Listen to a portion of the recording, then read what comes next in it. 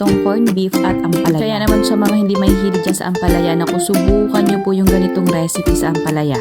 Kahit mga bata nga po mapapakain nyo na po niyan. So meron ako dito isang piraso ng ampalaya, aking hiniwa at tinanggalan ng buto. Tapos yan po ay ating i-slice ng maninipis po lamang. Kung walang slicer ay pwede naman po kutsilyo yung gamitin nyo dyan. Basta po hihiwain nyo po siya ng ganito po kaninipis. Para mabawasan ang pait ng ampalaya, ayan, lagyan ko po ng asin at akin po yung ibababad. Pero sa mga sanay po sa pait ng ampalaya ay pwede nyo naman pong i-skip yan. After nga po mababad, ito hinugasan ko na yung ating ampalaya. Tapos pagsasama-samahin natin dito sa ating bowl. Inilagay ko na yung corned beef, sibuyas, bawang, paminta, asin, konting seasoning granules pang palinamnam. Tapos ito po ang ating 3 itlog.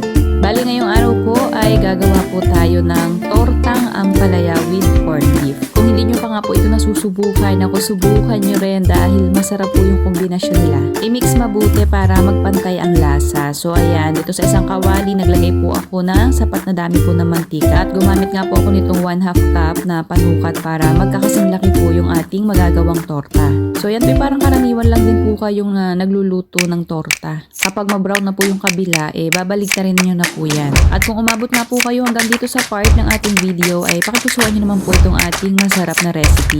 And syempre mag-comment na rin po kayo dyan kung nasubukan nyo na po ba yung ganitong recipe natin sa corned beef at ampalaya. Ayan, kapag ganyan na po, ayan, paulit-ulit nyo lamang pong gagawin hanggang sa maluto nyo na po lahat yung gagawin nyo nga pong torta. So ayan mga mi, masarap po yan at dahil nga po ibinabad natin sa asin yung ampalaya, hindi naman po siya ganoon kapait. Basta hihiwain nyo rin po siya ng ganoon po kaninipis. Nako, kapag meron kang ganitong isang bilog talaga naman pong solve na ang inyong kain. So ayan.